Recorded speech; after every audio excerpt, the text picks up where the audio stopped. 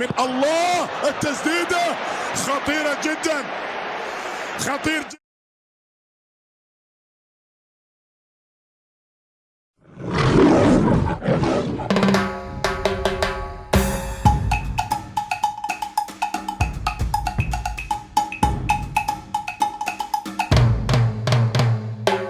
السلام عليكم، أسعد الله أوقاتكم. مرحبا بكم في فيديو جديد. لا تنسوا الصلاة على حبيبنا محمد صلى الله عليه وسلم.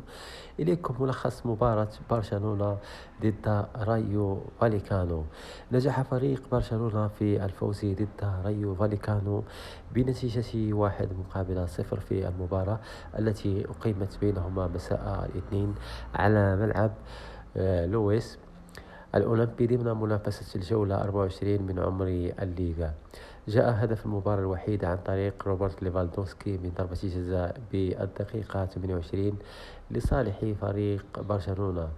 وذكرت بعض الصحف الإسبانية أنه حتى هذه المرحلة من الموسم جمع رايو فاليكانو 35 نقطة في 23 جولة، ليكون ثاني أفضل نسخة من الفريق في تاريخه، متجاوزا جميع المواسم السابقة باستثناء موسم 2013-2012 عندما كان باكو خيمينير مدربا للفريق.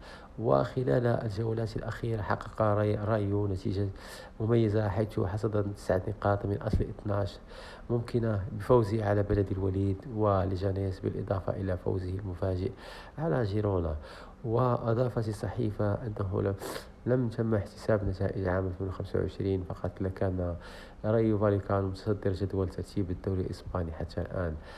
وبهذه النتيجة تصدر نادي برشلونة ترتيب الدوري الإسباني برصيد 51 نقطة. إخواني، وصلنا إلى نهاية الفيديو، إلى حلقة قادمة إن شاء الله.